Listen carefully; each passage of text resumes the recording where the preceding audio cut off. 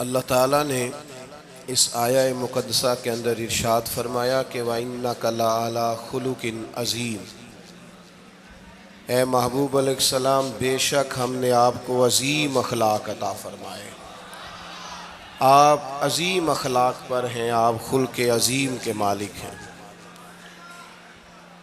انسانی زندگی کے اندر کچھ چیزوں کی اور کچھ رویوں کی بڑی زیادہ ضرورت ہوتی ہے۔ یہ جو انسان کے اخلاقی رویے ہوتے ہیں نا، یہ بھی بڑی اہم ضرورت ہوتے ہیں انسانی زندگی کو گزارنے کے لیے۔ اگر رویوں میں اخلاق نہ ہو، لہجوں میں خوبصورتی نہ ہو، تو انسان کے لیے وقت گزارنا نہایت مشکل ہو جاتا ہے۔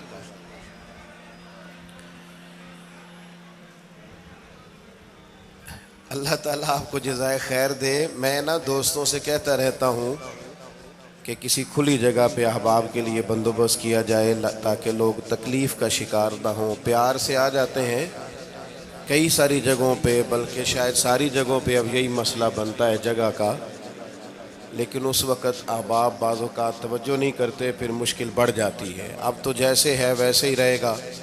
بھئی آپ بولیں تو نانا، آپ اتنا شور کریں گے تو میں بات کیسے کروں گا؟ اللہ تعالیٰ نے خیر کیا ہے، کچھ بہتری۔ اب ایک دفعہ بلند آواز سے درود شریف پڑھیں۔ الصلاۃ والسلام علیک یا رسول اللہ وعلی آلک واصحابک یا حبیب اللہ، الصلاۃ والسلام علیک یا نبی اللہ وعلی آلک واصحابک یا نور اللہ۔ عزیز دوستو، میں یہ عرض کر رہا تھا کہ اللہ تعالیٰ نے نبی پاک علیہ السلام کے اخلاق کی تعریف کی ہے۔ ہمارے زمانے میں یہ رویہ ہو گیا ہے کہ اگر اخلاق کی، کردار کی کوئی بھی بات کی جاتی ہے تو لوگ سمجھتے ہیں شاید یہ ایک بیٹا آپ دو لوگ رہ گئے ہیں، یا تو آپ بیٹھ جائیں، پیچھے آپ کے سب اشارے دے رہے ہیں، آپ مہربانی کریں نا یار، میں نے تو کبھی اتنا ٹائم ہی نہیں لگایا جلسہ سیدھا کرنے میں، ہاں تو بڑی مشکل ہو گئی۔ اللہ آپ کو برکت دے، آپ تو بڑے پیارے لوگ ہیں، آئے سارے پیار سے ہیں، پر وہ پیار میں جیتنا چاہ رہے ہیں ایک دوسرے سے۔ حالانکہ پیار میں جو مزہ ہارنے کا ہے نا، جتن جتن تے ہر کوئی کھیڈے تو ہارن کھیڈ فقیرا، جتن دا مل کوڈی پیندائی ہارن دا مل ہیرا۔ اس میں تو قربانی دینی چاہیے، ایک دوسرے پر اظہار کرنا چاہیے، کہنا چاہیے یار آپ بیٹھ جائیں میں ذرا پیچھے چلا جاتا ہوں۔ یہ تو دینی ماحول ہے، اس میں تو اظہار کی ضرورت ہے۔ بہرحال آمدام برسر مطلب، ہمارے ہاں لوگ سمجھتے ہیں کہ اخلاق کی بات کی جائے تو شاید یہ بڑا عام سا سادہ سا کوئی عنوان ہے۔ حالانکہ یاد رکھیے گا نبی پاک علیہ السلام نے فرمایا ہے میں مکارم اخلاق کی تکمیل کرنے کے لیے دنیا میں آیا، فرمایا میں اخلاق ہی کو تو مکمل کرنے آیا۔ اور نبی پاک علیہ السلام نے اخلاقی رویوں پر بہت زیادہ زور دیا ہے۔ حضور علیہ السلام فرماتے ہیں کہ قیامت کے دن میرے سب سے زیادہ قریب وہ شخص ہوگا جس کا اخلاق زیادہ اچھا ہوگا۔ ہمارے ہاں لوگوں نے اخلاق کا معنی بھی اپنی مرضی کا کیا ہوا ہے۔ بعض لوگوں کا خیال ہے کہ صرف میٹھا بولنا ہی اخلاق ہے، حالانکہ میٹھا بولنا بھی اخلاق ہے، لیکن صرف میٹھا ہی بولنا اخلاق نہیں۔ میٹھا تو لوگ اپنے مطلب کے لیے بھی بولتے ہیں، میٹھا تو اس لیے بھی بولتے ہیں کہ مجھے اب کام پڑ گیا، اور بعض لوگوں کی ٹریننگ ہوتی ہے اس لیے وہ میٹھا بولتے ہیں۔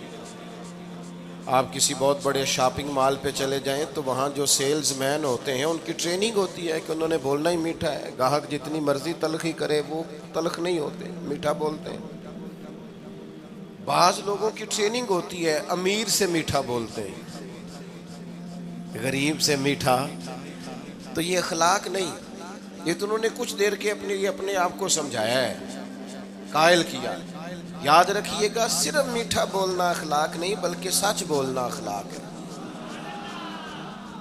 صبر، تحمل، بردباری، وفاداری، اور بلند ترین اخلاق کا مالک وہ بندہ ہوتا ہے جو خوددار ہوتا ہے، کسی دنیا دار کے سامنے ہاتھ نہیں پھیلاتا، اللہ تعالیٰ نے جو اسے دیا ہوتا ہے اس پر راضی رہتا ہے، اس کے مزاج میں، اس کی کو ذرا کم کر دیں جی، اس کے مزاج میں لالچ نہیں ہوتا، ہرس، ہوس، طمع، مفاد پرستی، یہ چیزیں جس آدمی کے مزاج میں نہیں ہوتی وہ شخص با اخلاق ہوتا ہے، اور بندے میں مروت ہو، وفاداری ہو، خلوص ہو، للہیت ہو تو بندہ با اخلاق ہے۔ میرے دوستو، جس طرح ہم اپنا مکان محنت کر کے تعمیر کرتے ہیں، اور تھوڑا سا بھی درزی اگر کپڑے میں فرق پیدا کر دیتا ہے تو ہمارے لیے مشکل ہوتا ہے پہننا، ہم محنت کر کے تعمیر کرتے ہیں لباس کی، ہم اپنے لیے تعمیر کرتے ہیں چیزوں کو کہ بالکل ٹھیک اور پرفیکٹ چیزیں ہونی چاہیے، اسی طرح ہمیں اپنے کردار کو بھی تعمیر کرنا پڑتا ہے، اس پر ہمیں محنت کرنی پڑتی ہے، جس چیز پر بھی محنت کی جاتی ہے وہ قیمتی ہو جاتی ہے۔ جب ہم تھوڑی محنت اپنے اخلاق پر بھی کریں گے نا، اپنے رویوں پر بھی کریں گے تو اس میں بھی بہتری آ جائے گی۔ اصل مسئلہ یہ ہوا ہے امت کے ساتھ کہ ہم نے یہ سمجھنا شروع کر دیا ہے آج کے دور میں کہ شاید لوگ صرف تقریر ہی سنیں گے، شاید لوگ صرف تصویر ہی دیکھیں گے، شاید لوگ صرف ہمارا آنا جانا، دبدبا، استقبال، پروٹوکول دیکھیں گے۔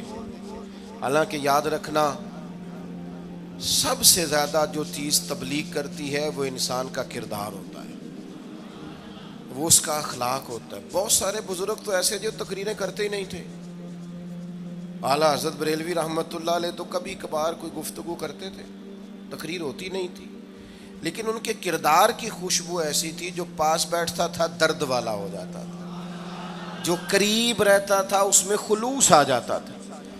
آپ جو اٹھتے بیٹھتے چلتے پھرتے کہتے ہیں اسی سے پتہ چل جاتا ہے کردار کس طرح کا ہے۔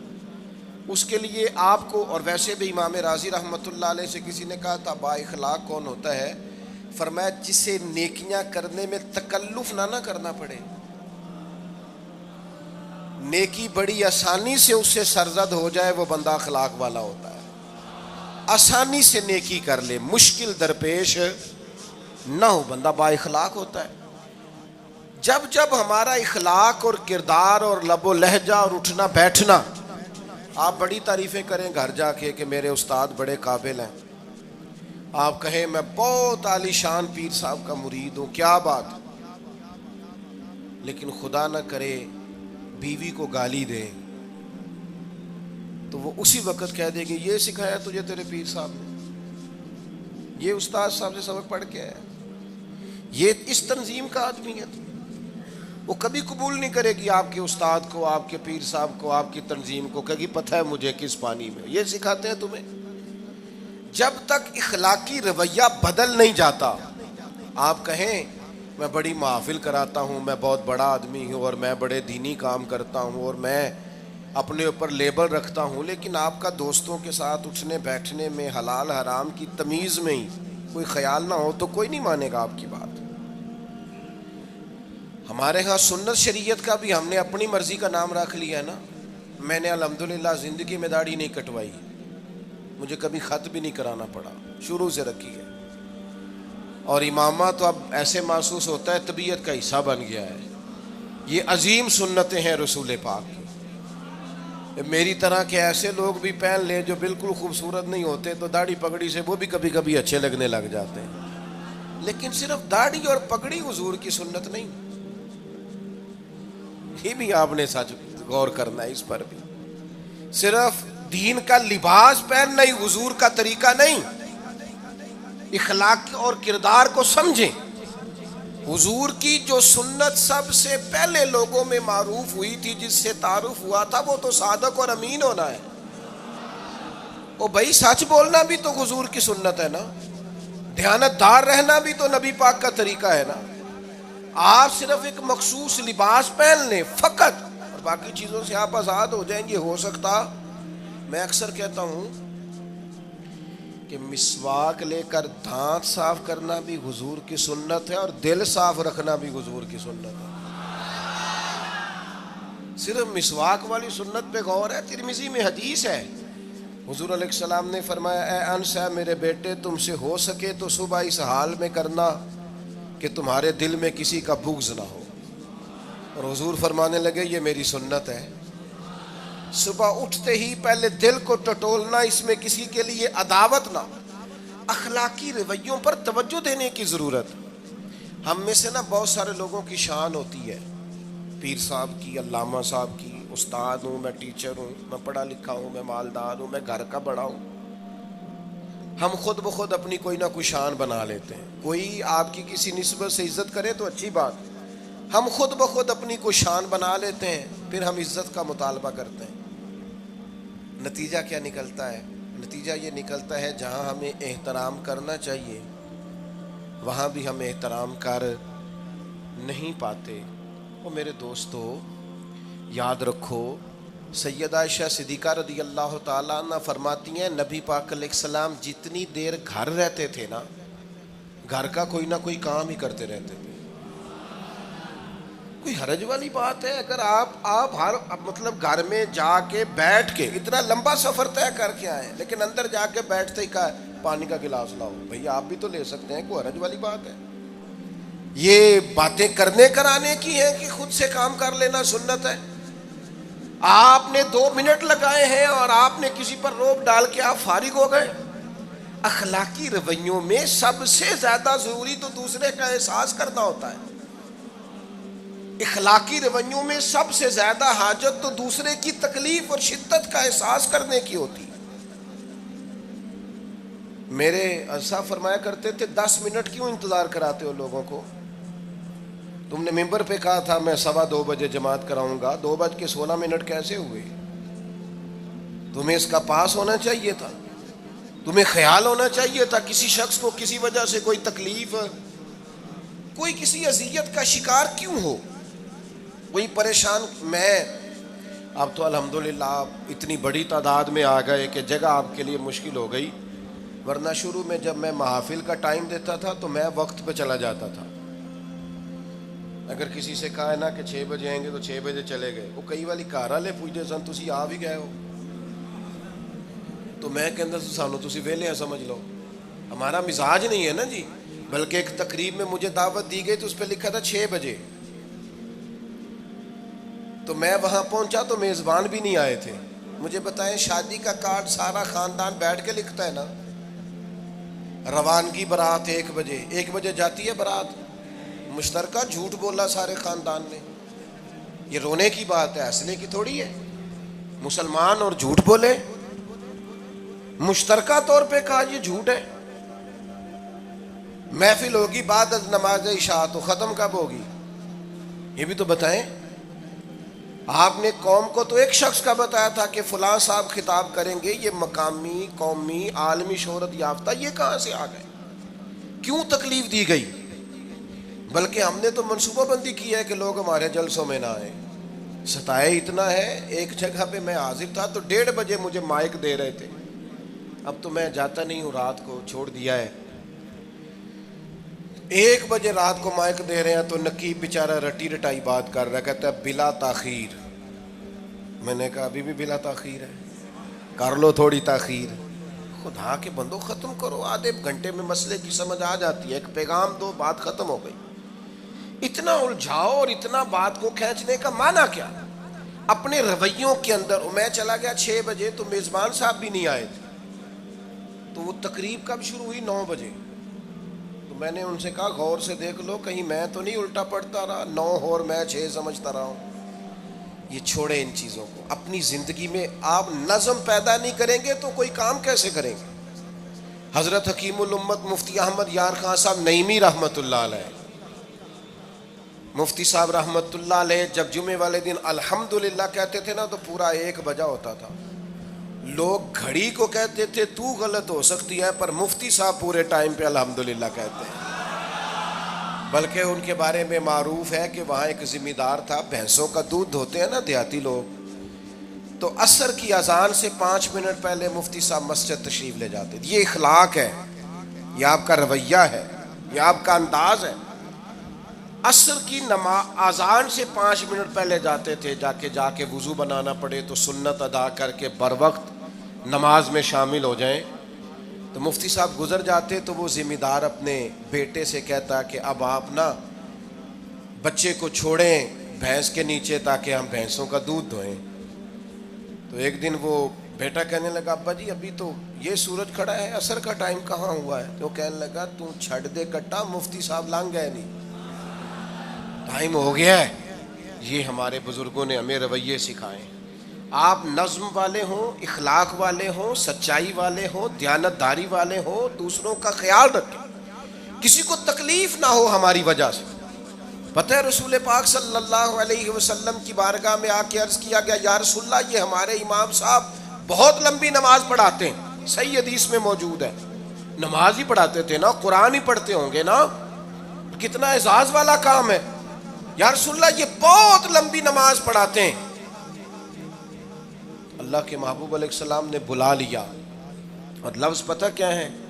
حضور فرمانے لگے میں لوگوں کو دین کے قریب کرتا ہوں, آپ دور کرتے ہیں. فرمایا جب بھی نماز پڑھائیں معتدل پڑھائیں. اور خود حضور کا عمل کیا ہے؟ حضور فرماتے ہیں جب میں نماز میں کھڑا ہوتا ہوں تو میرا دل کرتا ہے میں لمبی نماز پڑھاؤں. ہمارا جب کسی شے کو دل کرے تو ہم چھوڑتے ہیں, میرا دل کرتا ہے میں لمبی نماز پڑھاؤں.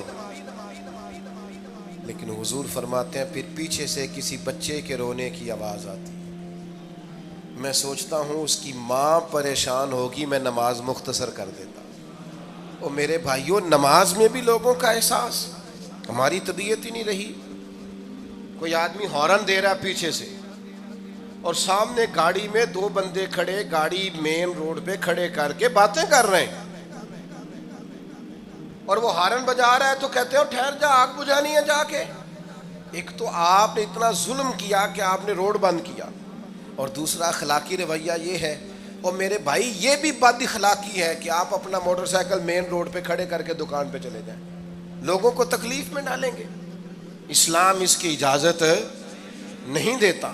رستوں کے نشان مٹانے والے کو نبی پاک نے تنبیہ فرمائی, کسی کو تکلیف ہو, اذیت ہو.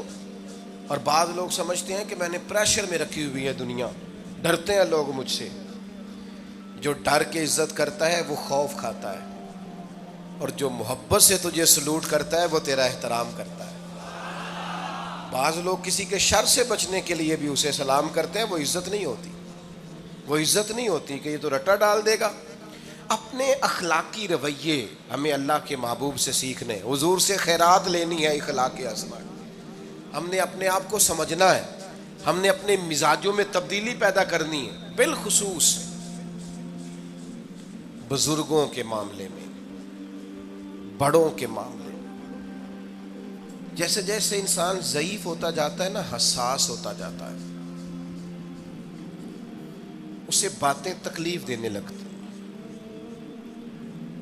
وہ ایک بوڑھی اماں ایک دفعہ مجھے کہنے لگی کہ آپ میرے بچوں سے کہہ دیں خرچہ پامیں تھوڑا دین کرن, میرے نال بولن صحیح کرن.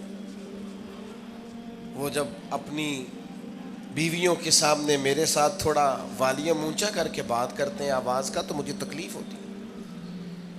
اپنا رویہ, لہجہ, اس پر غور ہو. جوانی میں ہی تو برداشت کرنا ہوتا ہے. اپنے مزاج کو کبھی بکھرنے اور ٹوٹنے نہ دیں. اور سب سے زیادہ بندے کا پتہ ہی تب چلتا ہے جب کوئی اسے پورا غصہ دلائے, جو پھر کنٹرول کرے, وہی تو کمال آدمی ہوتا ہے. آ کے کہا گیا تھا نا نبی پاک علیہ السلام کو کہ یا رسول اللہ وہ معاذ اللہ ان لفظوں کے ساتھ تانا و تشنیع کرتے ہیں, نقل کفر نہ باشد.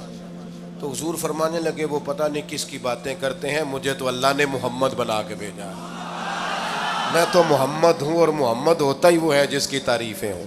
وہ پتہ نہیں کس کی باتیں کر رہے ہیں, چھوڑو. وہ پتہ نہیں اس کی بات کر رہے ہوں گے جس کا وہ معاذ اللہ نام بگاڑتے ہیں. میرے عزیز تھوڑا سا برداشت, اور آپ جملوں سے غور کریں, کسی کے لہجے سے غور کریں کہ وہ بندہ کہیں تکلیف میں تو نہیں, آزمائش میں تو نہیں. میں پہلے مختصر تقریر کرنا چاہ رہا تھا، اب آپ لوگوں نے اور مختصر کرا دیا مجھ سے، تو میں بس بات کو سمیٹنے لگا ہوں، آپ غور فرمائیں گے۔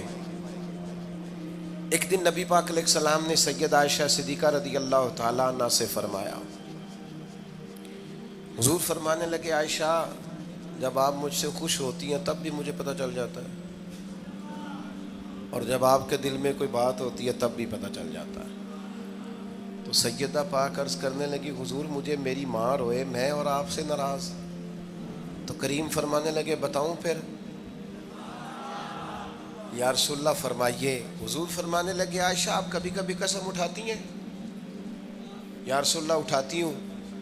فرمایا جب آپ خوش ہوتی ہیں تو کہتی ہیں مجھے رب محمد کی قسم، اور جب دل میں کوئی بات ہوتی ہے پھر کہتی ہو جناب ابراہیم خلیل کے رب کی قسم، پھر حضرت ابراہیم کی نسبت سے قسم اٹھاتی ہو۔ تو جناب عائشہ کہتی ہیں حضور کی بات سن کے جو میرا حال تھا میں بتا نہیں سکتی۔ یا رسول اللہ آپ اتنا خیال کرتے ہیں، یہاں تک خیال فرماتے ہیں کوئی کیا بول رہا ہے؟ کہتی میں نے فوراً عرض کی کہ یا رسول اللہ مجھے رب محمد کی قسم ہو، میری زبان سے نام ہی جاتا ہے، میرے دل میں آپ ہر وقت موجود رہتے ہیں۔ دل میں آپ احساس پیدا کریں گے، آپ تھوڑا سا غور کریں، آپ کسی کی تکلیف کے بارے میں حساس ہوں گے۔ میرے بھائی پتہ کیا ہوتا ہے، 2 منٹ کا غصہ ہوتا ہے ہمارا، اور کئی دفعہ عمر بھر کا پچھتاوا چھوڑ جاتا ہے۔ ہمیں احساس ہوتا ہے ہم سے غلطی ہو گئی، ہمیں خیال ہوتا ہے کہ یہ لفظ مجھے کہنے نہیں چاہیے تھے، پر ہم سے سرزد ہو جاتے۔ میں ذاتی طور پہ آپ سے ایک بات عرض کروں، یہ میں ابھی آیا ہوں نا تو دوست پکڑتے ہیں دوڑتے ہیں، خیر اب فرق بھی ہے پکڑنے والے میں، پہلے دعا لینے والے ہوتے تھے اب سارے فوٹو لینے والے ہوتے ہیں، یہ بھی مسئلہ ہے۔ اور بعض لوگوں کو فوٹو چاہیے ہوتی ہے، باقی جو ہوتا ہے ہو جائے، اس سے غرض نہیں ہوتی۔ میں نے بہت ساری جگہوں پہ جانا چھوڑ دیا ہے، اس کی وجہ یہ ہے کہ میری وجہ سے لوگوں کو تکلیف ہوتی ہے۔ اب میں یہاں موجود ہوں، یہاں سے مجھے آگے بڑھنا ہے، اب جہاں مجھے آگے جانا ہے وہ مجھے اس بات کی اجازت نہیں دے رہی چیز جہاں مجھے پہنچنا ہے کہ میں رکوں اور ایک ایک آدمی سے ملوں۔ جہاں ہمیں کہیں اور جانا ہوتا ہے وہ یہ تو پوچھتے ہی نہیں کہ آپ نکلے ہیں کہ نہیں نکلے، وہ تو کہتے ہیں کتنے پہنچے ہو۔ اب اتنی گنجائش نہیں ہوتی، لوگ آ رہے ہوتے ہیں۔ میں داتا صاحب رحمۃ اللہ علیہ چلا گیا حاضری دینے کے لیے، اس قدر دوڑ دھوپ ہوئی، لوگ اس طرح بھاگے، ظاہر ہے کچھ قرآن مجید پڑھ رہے ہوں گے، کچھ عبادت کر رہے ہوں گے۔ کئی دنوں تک میری طبیعت پہ بوجھ بنا رہا کہ تیری وجہ سے لوگوں کو تکلیف۔ بہت ساری جگہوں پہ نہیں جاتا، سائڈ پہ ہو جاتا۔ کیوں؟ تکلیف ہوتی ہے لوگوں کو، پریشانی ہوتی ہے۔ ہمارا یہ تو مزاج ہے نہیں الا ماشاء اللہ کہ ہم کسی معاملے میں حالات کی نزاکت کو بھی سمجھیں گے، لیکن وہ چیزیں بوجھ بن جاتی ہیں بعض اوقات، اور یہ بوجھ ہمیں لینا چاہیے۔ ایک ہے کہ ہم لذت کشید کریں کہ دیکھا لوگ کیسے بھاگ رہے ہیں، اوہ کیا بات، یہ نفس کے لیے تسکین ہے پر تھوڑی دیر کی۔ اخلاقی رویہ یہ نہیں ہے، اخلاقی رویہ یہ میں نے ان دو کام ہو جائے، لوگوں کو تکلیف ہوتی ہے، بعض بزرگ اپنا آپ سمیٹ بھی نہیں پاتے بیچارے اور اذیت میں آ جاتے ہیں۔ تو میرے عزیز کچھ تھوڑا سا ہمیں اس بات کا بڑے مجموع میں آنے جانے میں بھی خیال رکھنا چاہیے کہ یار آپ گزر جائیں ذرا پیار سے، پہلے میں ہمت ور رکھتا ہوں، میں تھوڑی دیر کے بعد آ جاؤں۔ لیکن وہ ہمارے ہاں بس میں چڑھنا ہو، کسی اجتماع سے نکلنا ہو، جانے ہمیں کیا ہو جاتا ہے۔ اور پروٹوکول والوں کو بھی چاہیے کہ تھوڑی دیر کے لیے پروٹوکول چھوڑ دیں، وہ بھی ذرا سادگی سے ہو جائیں، کچھ فرق پڑتا۔ جب تک ہم یہ احساس پیدا نہیں کرتے ہمارا اخلاق درست ہو سکتا، اپنے اندر بالخصوص اور تھوڑی دیر کا غصہ ہوگا آپ کا، پچھتاوا چھوڑ جائے گا، اس غصے کو چھوڑ ہی دیں تھوڑی دیر کے لیے، 2 منٹ کے لیے چھوڑ دیں، کوئی سخت بات ہی کرے گا نا، برداشت کریں۔ حضرت عمر بن عبدالعزیز گزر رہے تھے، رات کا وقت تھا، لکڑی کے جوتے پہنے ہوئے تھے، کھڑاؤں جن کو کہتے ہیں۔ ایک بزرگ فٹ پاتھ پہ سوئے ہوئے تھے، جناب عمر بن عبدالعزیز کا پیر آ گیا بابا جی کے پیر۔ کیا کہتے ہیں اس طرح کا معاملہ ہو تو لوگ اندھے ہو یہی کہتے ہیں نا، ٹکر ہو جائے اچانک تو کہتے ہیں اندھے ہو. اس بندے نے بھی کہا فوراً اٹھتے ہی، اندھے ہیں آپ، میرا پیر دبا دیا ہے.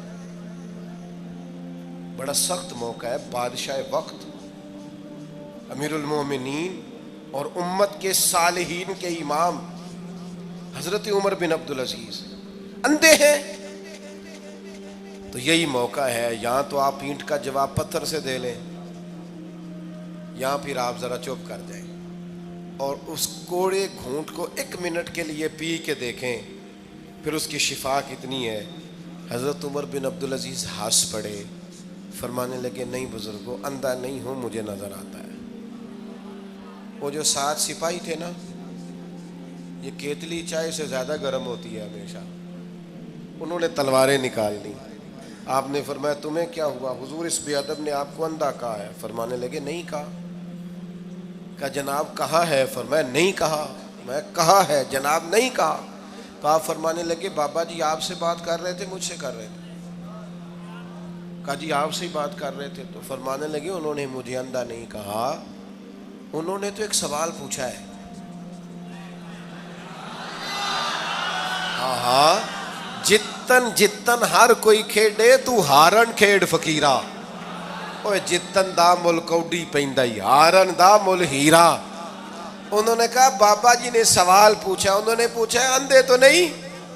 تو میں نے جواب دے دیا نہیں مجھے نظر آتا ہے، اس میں جھگڑے والی کون سی بات ہے؟ اتنا سا ہی تو مسئلہ ہے. اگر اس کا غصہ بنا لیا جاتا اور سخت رد عمل دیا جاتا تو عمر بھر پچھتاوا رہتا. والد صاحب کے سامنے تو میرے خیال ہے کر ہی لیں گے، ایسا کر لیں گے نا.